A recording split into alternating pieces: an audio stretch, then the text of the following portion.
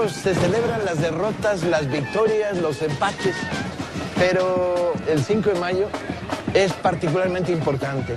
Es la gran fiesta del antiimperialismo mexicano. La historia de la batalla de Puebla, de la primera batalla de Puebla, cuando un ejército de voluntarios republicanos para en seco al mejor ejército del mundo, al ejército francés. ¿Qué les tocó? ¿Ser franceses o ser mexicanos? ¿O nomás estar de mirones?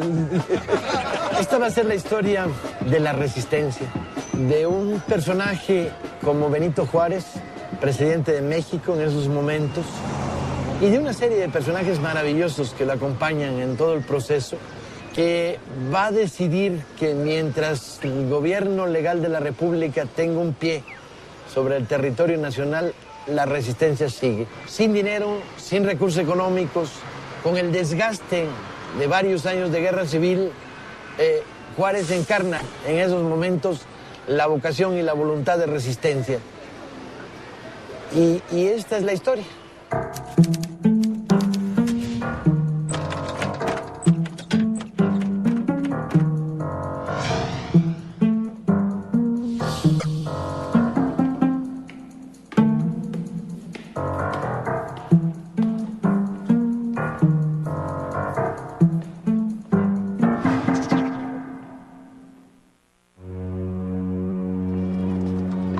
A fines de 1862, la relativa euforia que había producido la victoria del 5 de mayo en la batalla de Puebla se había desvanecido.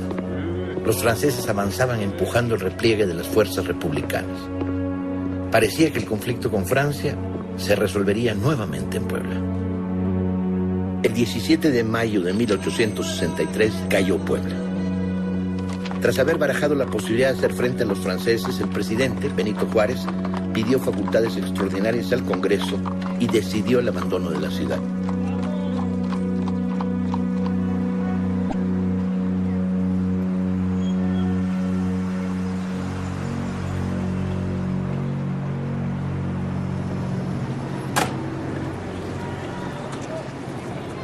El insigne juarista Pedro Salmerón. ¿Cómo estás? Bien. Ey, ¿a dónde van? ¿Pero para el recinto Juárez? Por acá. Con su identificación, por favor, a registrarse. Sí. Gracias. Juárez tiene en el momento en que se produce el inicio de la República Errante 57 años. No es un joven, ¿sí? Ni mucho menos, y trae detrás de sí una trayectoria muy potente. En Palacio, el 31 de mayo, con la ciudad que empieza a ser cercada por las caballerías de los traidores, en alianza con los franceses, se produce un momento singular. Prieto llega y le dice: señor presidente, tiene usted que acompañarme, hay algo muy importante. Juárez evidentemente está diciendo: nos van a matar si no nos vamos. Pero Prieto insiste e insiste, y de alguna manera Juárez con Prieto tienen una sintonía muy peculiar. Entonces se da cuenta de que hay algo importante que está pasando. Juárez acompañó a Prieto y quedó absolutamente desconcertado cuando descubrió un montón de gente que cargaba cuerdas y las tiraban al suelo, diciendo: aquí están las cuerdas de las campanas, señor presidente. Juárez no entendía nada. ¿Qué cuerdas? ¿Qué campanas? Resulta que el architraidor del arzobispo Labastida había decretado un Te Deum para celebrar la entrada de los franceses a Puebla. Y los campaneros, en un acto último de resistencia, cortaron las cuerdas de las campanas a tal altura que nadie pudiera treparse para hacerlas sonar, y se las habían llevado a la Ciudad de México.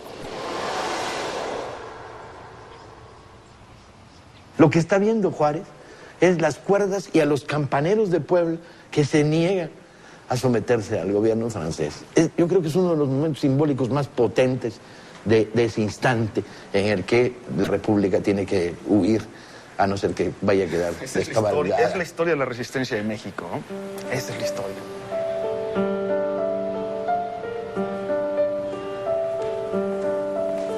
Pónganse de rodillas. Ese hombre, ese busto, es Guillermo Prieto.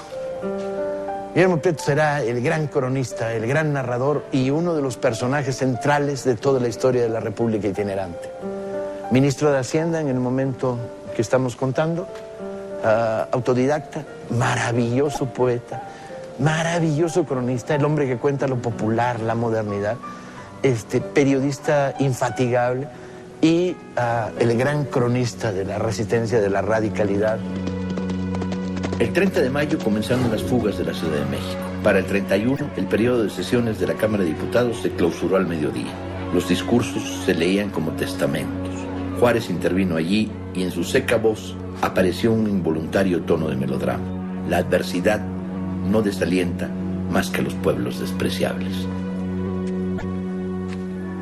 La misma tarde del 31 de mayo, ya al anochecer, después de quemar los papeles y de la fabulosa escena de los campaneros de Puebla, Juárez viene al balcón central, arría la bandera nacional de balcón, la baja, la dobla y en cuanto está cayendo la noche, sale por esa puerta y la mete al carruaje y se va con ella, se la lleva. Sí. Se lleva la bandera. ¿Dónde va a dejar la bandera? Se la lleva con él. La multitud se había congregado aquí afuera y el discurso de Juárez es un parco Viva México, no más. La multitud se empieza a desgregar y no hay consigna. La única cosa que queda clara es que la resistencia comenzó. Vamos a ver el carruaje, ¿no? Sí, vamos a ver el carruaje. El carruaje es la clave de todo. La República va a estar en un carruaje. Ya lo verán, ya lo verán. Ya lo van a... Vamos a verlo, vamos a verlo. Derecho.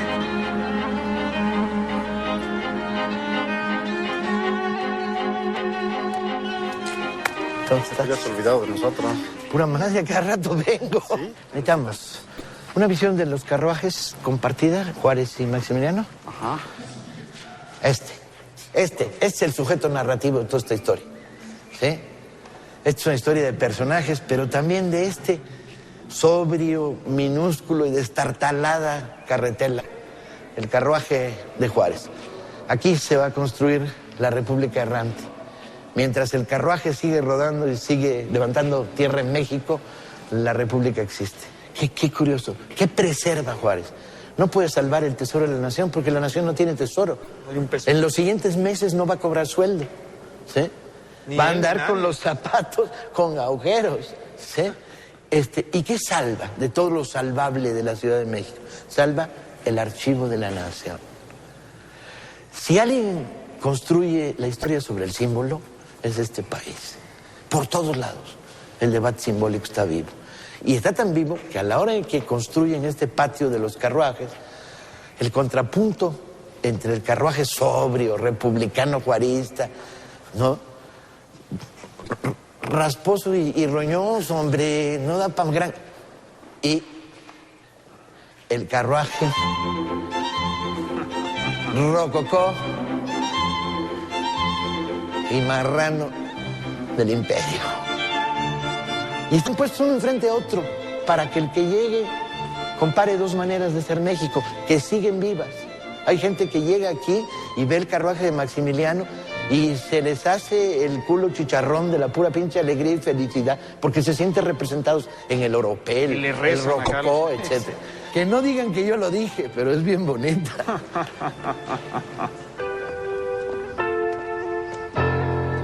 Durante las últimas horas de la tarde no se veía en la capital más que los preparativos de viaje. Los rumores hacían a los franceses en Río Frío. Los más temerarios los situaban en Ayotla. El ejército también abandonó la ciudad. Una marcha cansina, en 3 columnas, por los llanos de Tacubaya, por el norte y por Balbuena. El presidente convocó a sus colaboradores a reunirse con él en San Luis Potosí, donde se instalaría la capital de la República. La suerte estaba echada.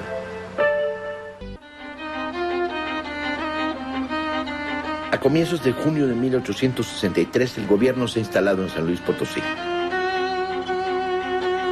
Por los pueblos y ciudades, Benito Juárez fue recibiendo una ovación continua, una verdadera marcha triunfal, en la que la tronada de los tambores y los cornetines, las bandas que tocaban incansables marchas militares, se mezclaba con el alegre estallido de los cohetones, las iluminaciones y los discursos, los banquetes y toda una larga serie de demostraciones de cariño. Todo parecía decirle al presidente errante que los que lo veían pasar nuevamente lo habían convertido en símbolo. Toma Fori la capital de la República en junio de 63, inmediatamente después de la salida de Juárez, y por instrucciones de Napoleón convoca una junta de regencia, una junta de notables que nombra una junta de regencia, y la junta de regencia nombra un triunvirato ejecutivo formado bien bonito. Bien bonito. El arzobispo Labastida, el arzobispo el marrano de Puebla, el arzobispo primado de México, don Pelagio Antonio de Labastida y Dávalos, el general Juan Nepomuceno Almonte, que vino desde el primer día acompañando al ejército francés y cabeza de los conservadores, y un estamento militar que ya no existía. Presenta este estamento militar que ya no existía, pero que es el enlace con el México del pasado, que es el general José Mariano Salas. Pobre diablo. Un pobre hombre. Lo tiene ahí decorativamente en la junta, donde mandan los traidores y el clero. De un México que ya no existe. Juárez, el primer llegado a San Luis, tiene la idea de reconstruir el ejército del centro. Evidentemente necesita un centro simbólico y evidentemente el centro simbólico va a ser Juárez, que dice, yo sigo gobernando, esta es la República. Incluso Juárez hace la locura de convocar al Congreso en San Luis Potosí, cosa que nunca se produce, el Congreso nunca llega. Una pseudocomisión permanente llega ahí. El Congreso ahí llegan 4. Trata de localizar algún tipo de apoyo en los Estados Unidos, no lo logra. Tiene rotas las relaciones internacionales. Las resistencias están aisladas, no tienen comunicación entre sí. ¿Y dónde está el Palacio de Gobierno? Sí, yo creo que está allá. Oye, andamos buscando el palacio donde estuvo Juárez cuando estuvo en San Luis. ¿Tienes media idea? ¿Palacio donde estuvo Juárez? ¿Qué era el Palacio de Gobierno entonces? ¿Qué era el Palacio de Gobierno? Sí. No estoy seguro. Debe haber una placa en algún lugar, ¿verdad? Sí, o por lo menos un rollo de turismo. Tenemos una duda, caballero. Andamos buscando el Palacio Municipal o el Palacio de Gobierno donde Juárez estuvo cuando estuvo. Cuando estaba la princesa, la Sam Sam. Ahí está Juárez, ahí está la estatua de Juárez. Más que si le abren. A ver si le abren. Si no le abren... No, afuera. Queremos verlo desde afuera. No, es que está allá arriba. Pero en ese palacio, pero esta construcción es posterior, no es de la época. No, ahí está arriba. Ahí está arriba. Ahí estuvo Juárez. Ahí estuvo Juárez, que ahí está la estatua de Juárez de acero, con la princesa, rogándole que... Con la pegada que no lo matara... Que no matara al emperador, a Maxi. Ya. Gracias, muchas gracias. El evento de la princesa Salfán es en Zacatecas. Pero cada quien se cuenta su historia y la conoce, cabrón, y le gusta que haya sido aquí donde la princesa se le haya hincado a Juárez. ¿Eh?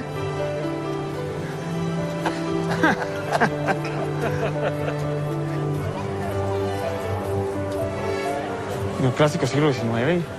1824. O sea que existía, o sea que sí hay que ser este. O sea que aquí está el palacio que fue reconstruido. Sí. En efecto. Juárez llega en junio, principios de junio del 63, a San Luis Potosí y construye la sede del gobierno republicano, de hecho la capital de la nación temporal en San Luis, y inicia un intento de reconstrucción del perdido ya ejército nacional. Se incluso discute la posibilidad de crear una línea de contención en el Bajío. Que funciona un tiempo. Que bueno, le da días de ventaja, ¿no? Y a partir de eso promulga el día 10 un manifiesto que sería el manifiesto clave de la actitud del gobierno mexicano. Un manifiesto que dice, reconcentrando el enemigo en un punto como ahora, será débil en los demás. Diseminado, será débil en todas partes. A partir de eso, se rediseña la estrategia por completo. Pero a partir de eso también se rediseña un estilo y un espíritu de gobierno con la gente que llega aquí como Juárez.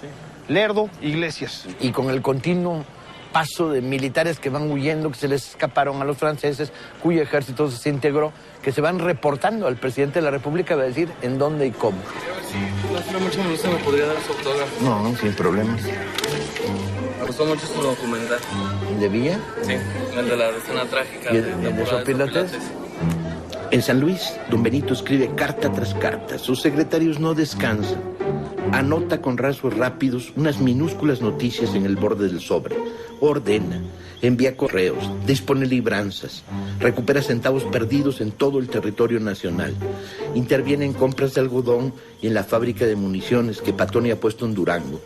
Trata de hacerse con los saberes de las aduanas y los impuestos del tabaco. Anima a guerrilleros irregulares aquí y allá. Rescata oficiales perdidos y dándoles destino los moviliza. Escribe, levanta ánimas del panteón. Como si con el rasgueo incesante de su pluma pudiera detenerse el maremoto. El 26 de julio de 1863 salió la primera edición del Monarca. En el encabezado lucía un verso explicativo que servía para celebrar que Maximiliano de Habsburgo, Max para los íntimos, en su palacio de Miramar, había aceptado la corona imperial mexicana. Tú estás en Miramar y eres un príncipe sin reino. Y estás casado con la guapísima Carlota. Y eres, bueno, moderadamente liberal y guapo y ligón. Y de repente te dicen, el país de los aztecas te ofrece un imperio. Porque además, imperio grande. Maximiliano, cuando le ofrecen por primera vez la corona, cuando le empiezan a hablar de la corona, Maximiliano, que era un tipo muy culto, muy ilustrado, hablaba 7, 8 idiomas, aprende español rapidísimo y llega a México creyendo que va a gobernar un país que solo hay que darle un empujoncito y quitar del gobierno a unos demagogos para convertirlo en la gran potencia mundial. Y lo reciben con carrozas y niños vestidos de príncipes aztecas. Y todo es el mito. Hay que ser príncipe y bobo para no entender que te la estás jugando en una aventura imperialista. A comienzos de noviembre de 1863, las columnas de los invasores franceses avanzaron hacia el norte del país. El 20 de diciembre, el presidente Benito Juárez y su comitiva abandonaron San Luis Potosí con destino a Saltillo. Juárez va cediendo terreno. No es que quiera irse al norte. Por eso no se va hasta que lo echan. Pero va cediendo y va cediendo porque el avance de los franceses se va produciendo y van consolidando. La orden de acabar con la República es original. Lo que ocurre es que el avance se produce de una manera muy lenta. Cuando decimos piensa lo que le llega a la mesa del mariscal francés, le llega una serie de informaciones de unas geografías que no domina. Sus grandes aliados son Márquez, Miramón, conoce el país completo, pero no está ahí en esos momentos. El propio Mejía vale para pura sombrilla. Almonte conoce este país como poco. Almonte ha hecho descripciones de México para el ejército desde el año 36. Mientras tanto, del otro lado, tienes por primera vez en la historia de México una generación que se ha construido en sangre, sudor y lágrimas, durísima políticamente, ¿sí?, con un nivel de moral como nunca había tenido este país. Es una generación muy iluminada por la batalla del 5 de mayo, el Sol de Mayo, y por la segunda batalla de Puebla. De decir, se puede romperle el culo a los imperialistas, ¿sí?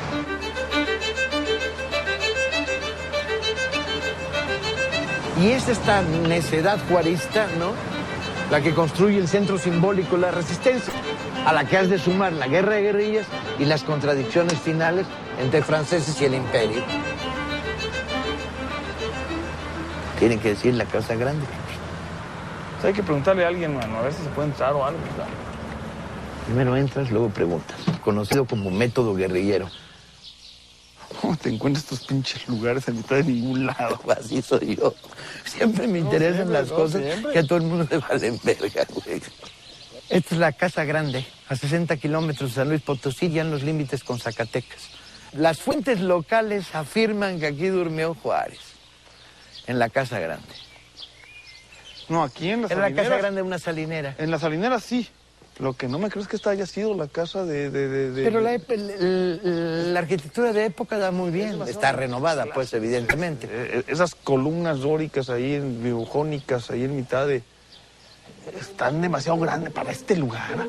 Aquí en mitad de ningún lado. Es un incrédulo, Pedro, no le hagan caso. No confía en la voz del pueblo, que es la voz de Dios. Yo que soy un crédulo absoluto, cuando alguien dice, aquí durmió Juárez. ¿Cuántas horas? 4, órale.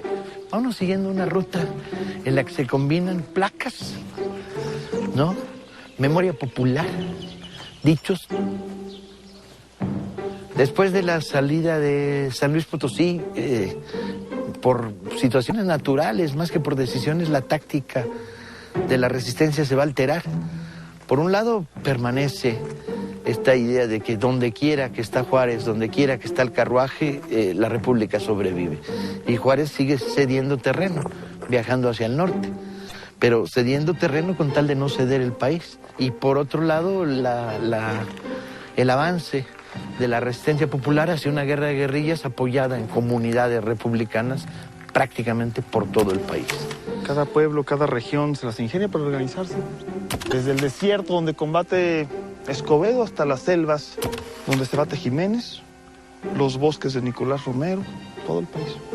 Esta propuesta liberal que se ha ido construyendo a lo largo de los años, con periódicos, información, esta vocación de independencia, ¿sí? Y la tenacidad juarista que le da un centro, ¿no? La República existe.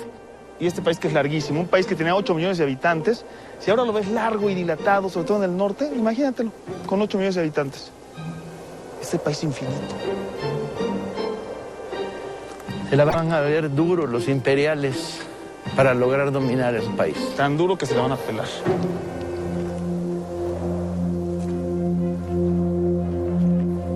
El 9 de enero de 1864, la comitiva llegó a Saltillo, en Coahuila.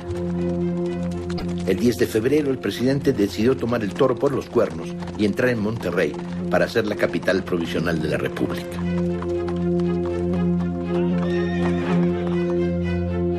En Monterrey, Benito Juárez sufriría la traición del cacique y gobernador de Nuevo León, Santiago Vidaurri. Y Vidaurri es el caudillo de Nuevo León, ¿no? El caudillo liberal, porque los liberales en el pro tienen esta visión de patria y en el contra tienen que estructuran caudillismos regionales muy autoritarios. Entre otros contras, ¿no? Y entonces Vidaurri ahí en Nuevo León es la pieza clave. Juárez no retrocede hacia Chihuahua, Juárez retrocede hacia el noreste, Saltillo y luego Nuevo León. Porque están los recursos de las aduanas de Laredo y Matamoros con el comercio. Y porque ahí todavía hay ejército de milicias en el norte que puede soportar la República errante. No más que Vidaurri lo está esperando y le tiende una emboscada, un asqueroso 4. Pero la traición es jodida. Porque de repente, bueno, hay incluso un tiro contra la carroza. Sí. Hecho por el hijo de Vidaurri, creo recordar, ¿no? Que muere ahí.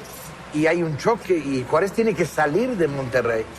Protegido por Doblado y Negrete. Y entonces busca replegarse hacia el noroeste, o sea, ya la última franja de territorio nacional que le queda, que es Chihuahua.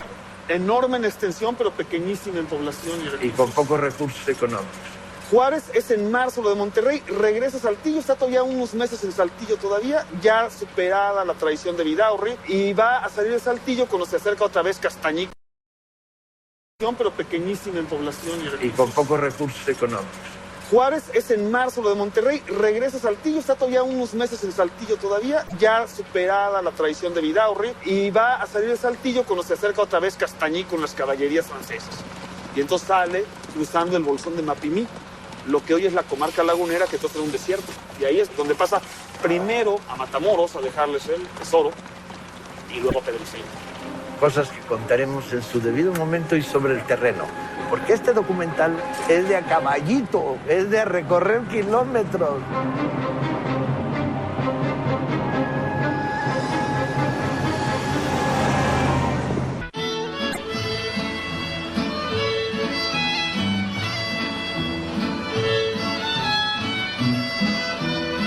Esa de enfrente de la iglesia debe ser la Casa Grande, esa blanca. Ahorita les hablamos.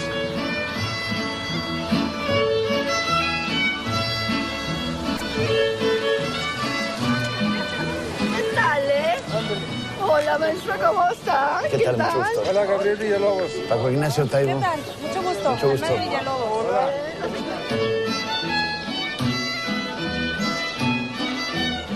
Salió de Matamoros, Juárez cruza el río Nazas y entra a territorio de Durango. En el pueblo de Mapimí, González Ortega y los demás generales le hacen un esfuerzo, reúnen a los últimos hombres que tienen con la intención de atacar Durango, y Juárez los espera en la zona, moviéndose de hacienda en hacienda. Y en ese moverse de hacienda en hacienda, un día viene aquí a la hacienda de Pedriceña, y nada más para dormir. Están durmiendo. Cuando hay un revuelo entre los soldados de la escolta, Juárez está durmiendo en la casa y hay un revuelo entre los soldados de la escolta, manda a Prieto a preguntar qué pasa.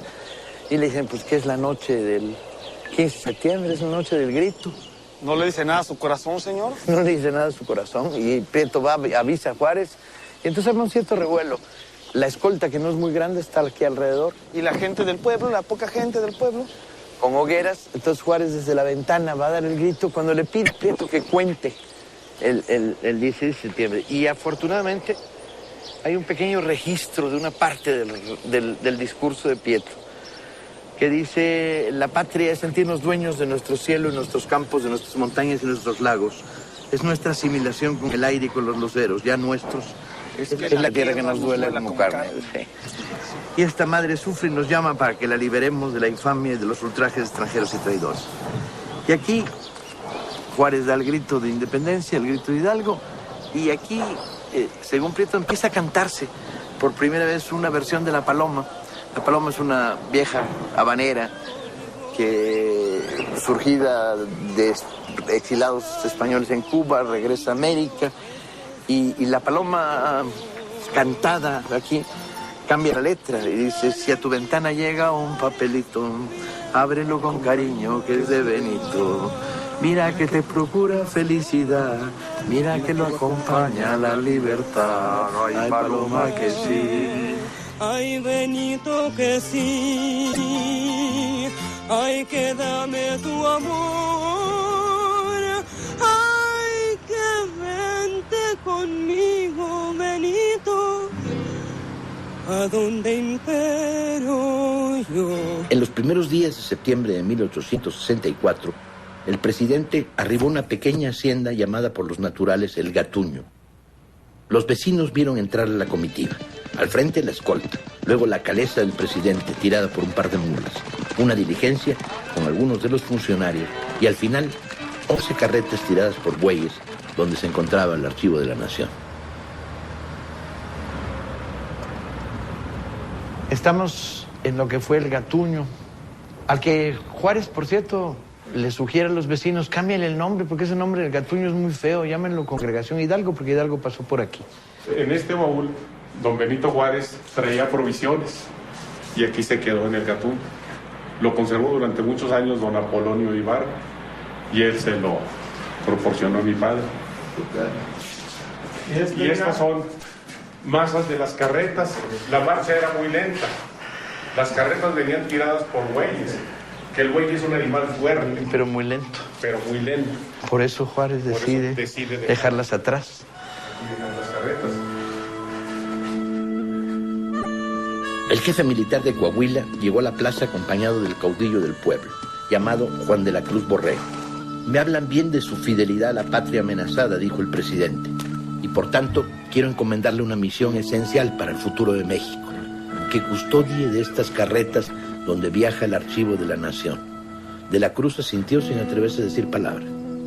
Entonces, la Cruz Borrego aquí, en el pueblo, congrega a un grupo de liberales y le dice: tengo una misión del presidente. Y esta misión es custodiar estos 55 bultos que constituyen el archivo de la nación. Que por cierto no debe haber quedado muy claro qué era lo que estaban custodiando al principio. Él sí lo sabía, pero la gente a la que convocó eran los bultos que dejó Juárez, ¿no? Y entonces se produce el primer ocultamiento del archivo. ¿Sabe quién me puso en la...? Porque mi libro está escrito hace 15 años. ¿Quién me puso en la pista de esta historia? Me puso en la pista de esta historia Martín Reyes Baizade, lagunero, nacido por acá, que le había oído contar a su padre. Pero no había escrito nada, o sea, ¿no? de platicártela. No, la encontré por primera vez en un ejemplar de Demócrata en 1910, contada con pelos y señales. El periodista entrevistaba a los supervivientes, porque en aquella época se hablaba poco. La historia no brotó así tan potente como ahora en los últimos años. En parte por tu culpa, ¿no? Cuando yo escribí el libro, no era una historia de uso común, ni estaba comentada. Y sobre todo la idea de que el rumor de que lo que traían era un tesoro, que es lo que provoca la persecución criminal que hacen contra las gentes del Gatuño, el rumor, no se decía que ese rumor existía, que es un rumor muy absurdo, pero al fin y al cabo, pues, alguna consistencia tenía. A la izquierda, ¿no? Mira qué espectacular, ¿no? Ahí está la cueva, mira. ¿Dónde acaba el camino? Juan de la Cruz Borrego, de repente, se encontró con las 11 carretas, las escondió en las cercanías, en un arroyo seco, luego tenía miedo que la temporada de lluvias, finalmente decide que el destino de las carretas va a ser esta cueva, la Cueva del Tabaco. El problema son los rumores que surgen a partir de este momento, ¿sí? ¿Qué era lo que traía Juárez? ¿Qué eran esas misteriosas carretas que habían desaparecido en el camino? ¿A quién se las había entregado? ¿Por qué? Inmediatamente entre los traidores e incluso entre los franceses comienza a correr el rumor de que hay un tesoro juarista. ¡Qué ridículo! ¡Qué tesoro! Si en esos momentos Juárez no tiene ni para pagar los haberes de la escolta, de la pequeñísima escolta que le acompaña. Pero el rumor es potente. Por lo tanto, ahí está la cueva, mira. Empiezan a producirse una serie de operaciones en torno al Gatuño, a Congregación Hidalgo. Van a establecer vigilancia con hombres armados en la parte superior de la cueva y comienzan las represalias y la persecución. Detenciones, torturas. ¿Dónde está el tesoro de Juárez? ¿Dónde están los paquetes que dejó Juárez? Que se va a mantener durante 2 años y medio. Y la gente del Gatuño resiste, ¿sí? Y no hay represalia, persecución que logre quebrarlos. Los custodios del Archivo de la Nación retornan a dársela a Juárez cuando Juárez viene de regreso ya con la República Triunfante y los imperiales a la defensiva. Las carretas están al borde de Palacio y ahí las vería Prieto y las vería arriba Palacio, que cuando llega a visitar a Juárez, Juárez le dice: general, le debemos los saberes de quién sabe cuántos años de coronel y general republicano, que nunca cobró usted nada, su sueldo. Y Riva Palacio dice: no, pues yo combatí por la República, no quiero dinero, lo que quiero es que me presten el Archivo de la Nación. Y le prestan la parte del Archivo de la Inquisición, con el cual Riva Palacio escribirá un montón de novelas maravillosas. Empezando por Monja y Casada, ¿no? Que es la primera. Ahí se cierra el circuito. Pues vamos, continuemos el viaje.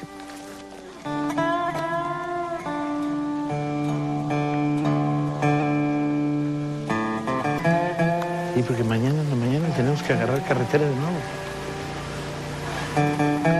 Se hizo una selección de lugares, ¿no? Tras dejar el Archivo de la Nación en el Gatuño, Benito Juárez continuó su camino al estado de Chihuahua, donde establecería la nueva capital de la República Errante.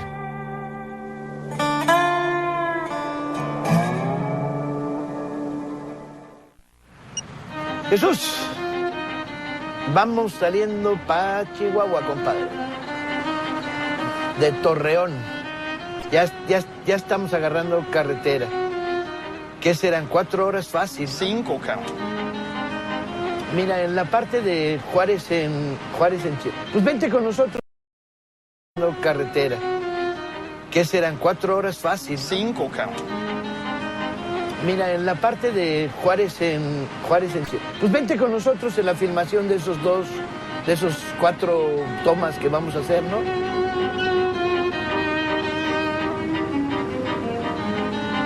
Chihuahua salía del desierto como un oasis. Después de un par de semanas de huida, con los franceses raspando los talones de las botas, salir del desierto era una manera de salir de la incertidumbre. El 12 de octubre de 1864, Benito Juárez entró en Chihuahua por la antigua Alameda de Santa Rita, con valla de guardias nacionales.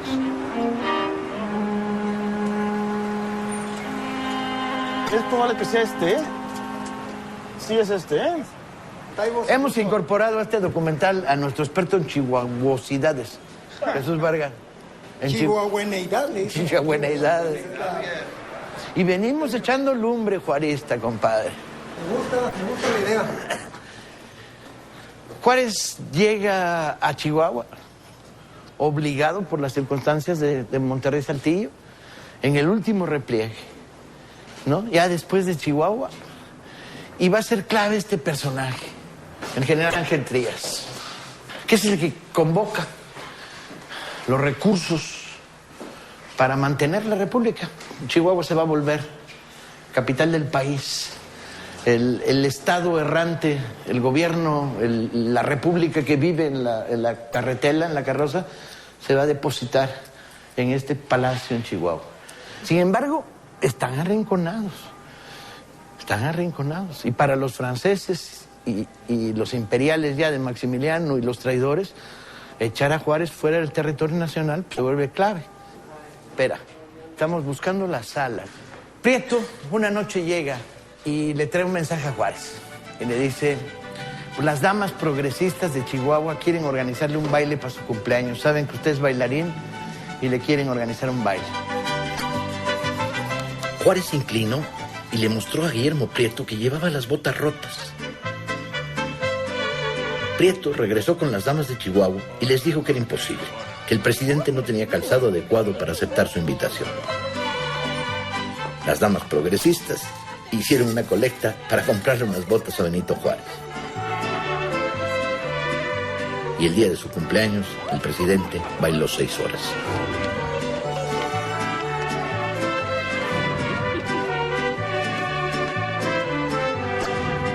Que es todo lo contrario de la imagen juarista, ¿no? Juárez tieso, rígido, de cuello inmóvil, ¿no? Imagínense los 6 horas bailando. Baila polcas, saraos, cuadrillas, a todo le entra. Con unas botas nuevas compradas por las damas progresistas. ¡Viva las damas progresistas de Chihuahua! Aquí muchas mujeres venían a estar junto al presidente para, pues, hacer la vida más llevadera, ¿no? Era el presidente, era la república. Aprovechando que doña Margarita estaba en Estados Unidos. Pero no le echen leña a Juárez, no era un problema de coqueteos. Era un problema de que le gustaba bailar, punto. Sí, bueno, nada más. Aquí está la noticia del baile, en El Republicano, periódico, por cierto, que se hace con la mano de Guillermo Prieto. Terminaba el periodo presidencial de Benito Juárez, había fricciones dentro del gabinete republicano. González Ortega, que pretendía la presidencia, Guillermo Prieto y el general Negrete, muchos de los cuadros más cercanos al presidente, le plantearon a Juárez que para que la legalidad de la república continuara, debía abandonar la presidencia. Juárez se negó. El resultado será doloroso. En un momento clave de la historia, Benito Juárez perderá a muchos de esos hombres que han estado sosteniendo la república. Los franceses hacen un último esfuerzo y llegan a Chihuahua. Y Juárez aún tiene que recorrerse más, tiene que irse todavía más lejos, al último rincón de la patria, ¿no? En ninguna carta, en ninguna proclama que Juárez publica para los republicanos, se sugiere siquiera la posibilidad de que en los días que Juárez traslada el gobierno de la República a Paso del Norte, hay la alternativa de cruzar. Incluso hay una carta muy explícita donde Juárez sugiere que los norteamericanos le ofrecen en múltiples ocasiones que ellos están dispuestos a apoyarlo. Ahora, pero jamás cruza. Jamás. No, además lo tiene muy claro. No, pero no hay absolutamente ningún indicativo y, por supuesto, nunca lo hace, ¿verdad? Mientras tengas un pie puesto en territorio nacional, la república sobrevive. Juárez se va al Paso del Norte. En esos momentos ya nada, no hay territorio, no le queda nada. ¿Sí? Un cachito de tierra, pues. Pero en esos momentos empieza a producirse el flujo inverso. Y las acciones de las guerrillas van ganando terreno en el norte y empieza a mostrarse el primer desgaste potente del imperio de Maximiliano. Las fuerzas republicanas contraatacan a los franceses y retoman la capital de Chihuahua el 25 de marzo de 1866. Luego recuperan Parral y avanzan sobre el estado de Durango. Juárez entra en la capital de Chihuahua el 7 de junio de 1866 ante el júbilo de la población. En Chihuahua, Juárez recibe buenas noticias de todo el territorio nacional. Los franceses se retiran hacia el sur. El 13 de febrero de 1867, Maximiliano abandonó la Ciudad de México rumbo a Querétaro con 9,000 hombres mal equipados. Maximiliano estableció su cuartel general en el Cerro de las Campanas. Pues aquí se va a producir el penúltimo capítulo de la República Errante. Dramáticamente es el último, ¿no? Pues sí. Era una posición militar importante. Aquí estaba fuerzas conservadoras como parte del dispositivo de defensa. Una vez que la guerra de guerrillas empieza a dominar la enorme mayoría del país, les queda a los imperiales Veracruz, Puebla, Ciudad de México y Querétaro. ¿Quién sabe por qué se encerraron en Querétaro? Maximiliano, que les encanta a los conservadores, en realidad era torpe, incompetente y sobre todo sumamente indeciso. Y después de muchas indecisiones, y quién sabe por qué razón, porque no hay ninguna. Para nada la batalla en la Ciudad de México, ¿no? Y aquí empiezan a confluir de todas partes del país las guerrillas convertidas ya en pequeños cuerpos de ejército, en brigadas. Pero al final hay más de 30,000 liberales nada más sitiando Querétaro, ¿no? Y empiezan a crearle un cerco a la ciudad.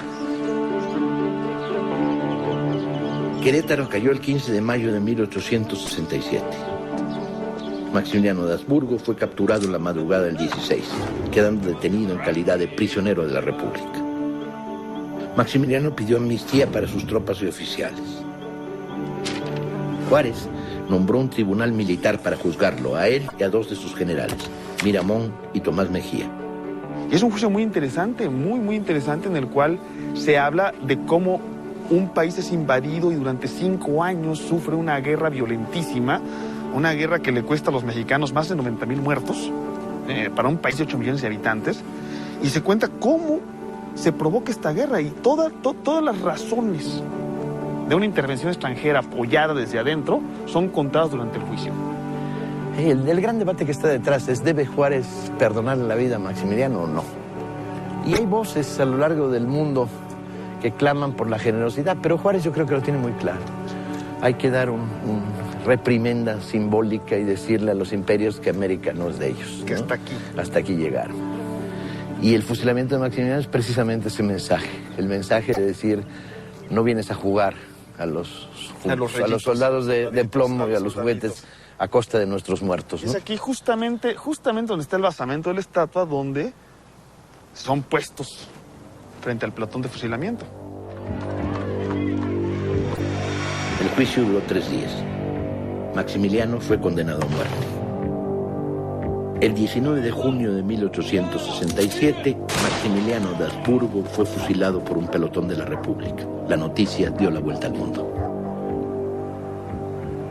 Y de aquí regresa en triunfo a la Ciudad de México, donde se restaura la República. Y donde termina su viaje. Y esta parte es interesante, no hay constancia de en qué viaja en el viaje de regreso. Es de suponer que el carruaje que lo acompaña de regreso. Los custodios de la Cueva del Tabaco, mermados, unos muertos, perseguidos, otros torturados, devuelven a la nación el archivo, el supuesto tesoro que había escondido Juárez.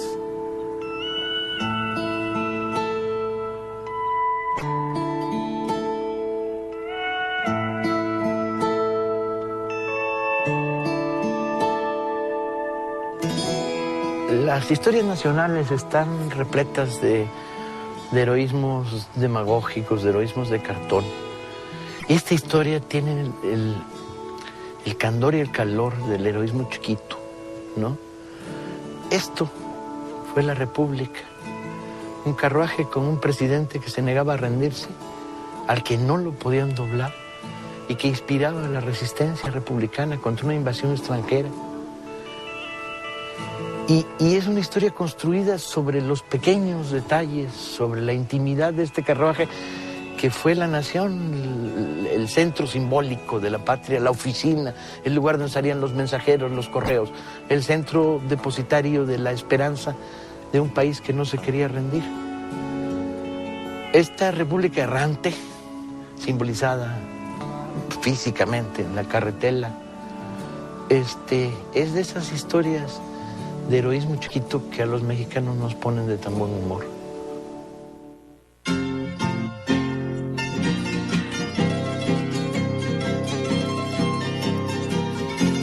Cangrejos al combate, cangrejos a compás, un paso para adelante, 200 para atrás. Casacas y sotana.